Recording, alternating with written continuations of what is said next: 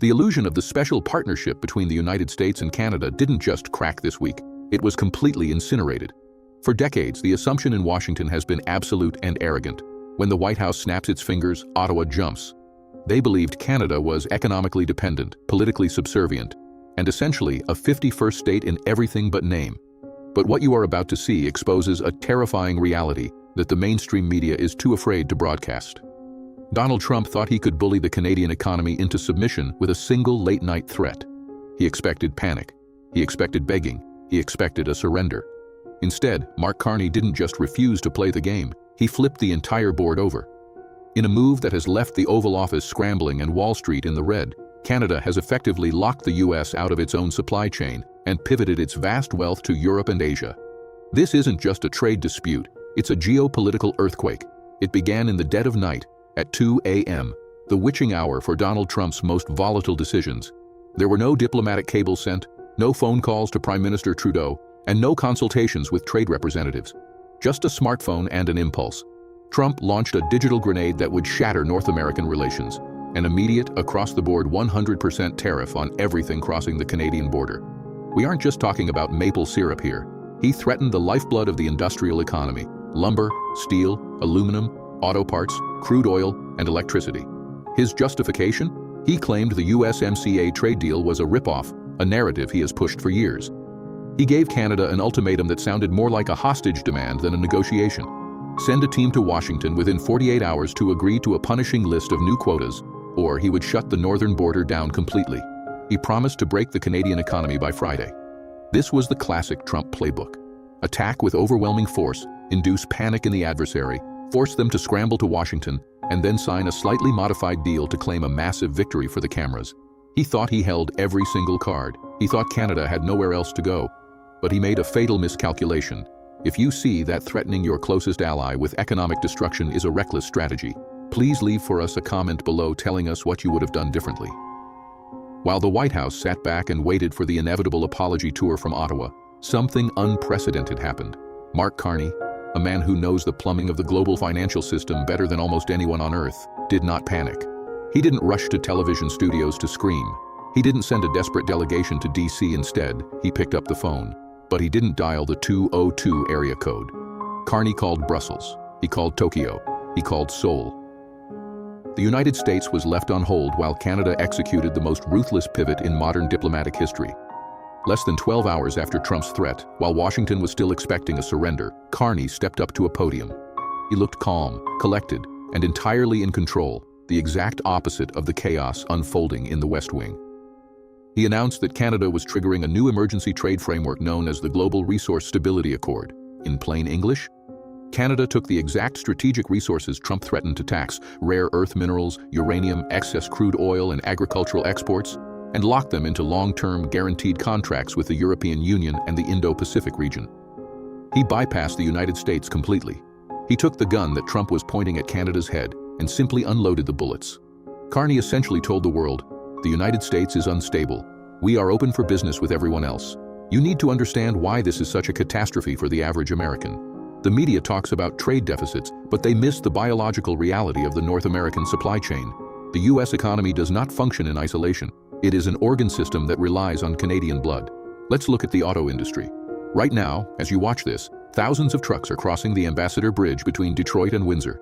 They are carrying the specific stamped parts, aluminum chassis components, and engine blocks that make American cars possible. A single car door might cross that border 6 times before the vehicle is finished. Trump threatened to tax every single one of those crossings at 100%. The reaction was instant. Ford and General Motors hit the panic button. Why? Because you cannot build a pickup truck in Michigan if the aluminum from Quebec doesn't show up. Modern factories run on just-in-time delivery. They don't have warehouses full of spare parts. If the trucks stop, the factory stops. Period. Within hours, US auto stocks plunged because investors realized Trump was threatening to bankrupt his own auto industry to score a political point. But here is the receipt they really don't want you to see: energy. If you agree with the idea that energy independence should mean strong alliances rather than isolation, comment agree right now. The United States pumps a massive amount of oil, yes. But here is the technical detail that matters. American refineries in the Midwest and Texas are specifically engineered to process heavy crude. And where does the world's most reliable supply of heavy crude come from? Alberta, Canada. America needs millions of barrels of Canadian oil every single day just to keep gas prices stable at your local pump. When Trump threatened to tariff that oil, Carney didn't argue. He didn't bluff. He simply pointed to the newly expanded Trans Mountain pipeline. He pointed to the tankers waiting on the coast of British Columbia. Canada essentially said, "Fine. If you don't want our oil, Asia is thirsty. We will send it there." Internal models leaking from the Department of Energy paint a grim picture. They show that if Trump actually follows through, gas prices in the American Midwest could spike by $1 a gallon in less than a week. Trump tried to use energy as a weapon, but Carney turned it into a shield. This goes beyond gas and cars. The most dangerous part of this story involves the materials that will define the 21st century: rare earth minerals. If you want to build a fighter jet, you need rare earth elements. If you want to build the servers that run artificial intelligence, you need critical minerals. If you want to build electric vehicle batteries, you need lithium and cobalt. Currently, China controls the vast majority of the global supply. Canada is the only safe, reliable alternative in the Western Hemisphere. For years, the Pentagon has relied on Canadian mining to keep American defense contractors supplied and secure. When Trump threatened his tariff, Carney made his most ruthless move yet. He signed those critical minerals away. The new contracts guarantee a massive, uninterrupted supply of Canadian lithium, cobalt, and uranium to European tech firms and Japanese auto giants. Carney effectively locked the U.S. out of the most important resource race of our lifetime. What did the cameras catch when the markets opened? Violent red. It wasn't just a dip, it was a realization. The Dow Jones Industrial Average took a massive hit because the market realized something terrifying. The United States just lost its most reliable partner. Behind the scenes, the panic is deafening. Lobbyists from the Chamber of Commerce are swarming Capitol Hill like never before. Fortune 500 CEOs are frantically calling the White House Chief of Staff, screaming the exact same message: "Walk it back. You are destroying us." This is why Donald Trump is losing control of the narrative. He is trapped by his own tactics. His entire political brand is built on escalation: threaten total destruction, wait for the other side to cave, and claim victory. It works in real estate. It works in mob shakedowns. But you cannot run global geopolitics this way. The world has learned. They don't panic anymore. They diversify. You have to understand the psychological battle here. Mark Carney is Donald Trump's absolute worst nightmare. Trump needs a screaming match. He needs an opponent who will get down in the mud, trade insults, and feed the 24-hour news cycle. That is where Trump wins. But Carney refuses to play. He spent his life at the highest levels of global finance, running the Bank of Canada, running the Bank of England. He understands the hidden mechanics of the global economy better than any politician. He uses systems, he uses alliances, he uses markets. When Trump threw a wild, uncoordinated haymaker, Carney didn't punch back. He just stepped aside and let Trump's momentum pull him over the cliff. Carney weaponized Trump's own erratic behavior. He used the late-night threat as undeniable proof to the rest of the world that the United States is currently too unstable to be a primary partner. He went to leaders in Europe and Asia and asked a simple question: do you want your critical supply chains tied to a man who governs by mood swings? Or do you want a stable, rule-following partner up north? The world chose stability. Let's zoom out. This isn't just about two politicians in suits. This is about your wallet. If you see that political ego is driving up the cost of living for regular families, please leave for us a comment below.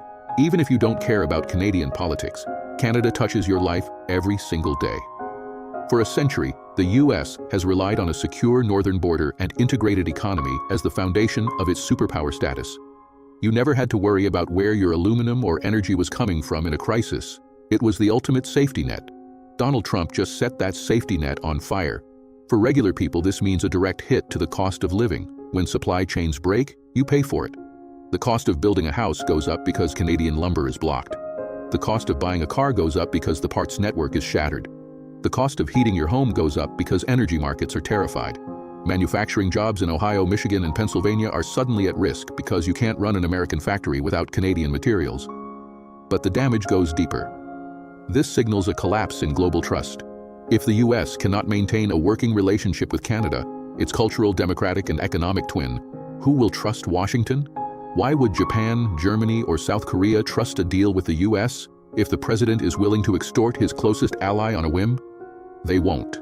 They are watching this, and they are making plans that do not include the United States. Trump's America First is rapidly becoming America Alone. So where does this go from here? There are three ways this plays out, and none of them look good for the White House.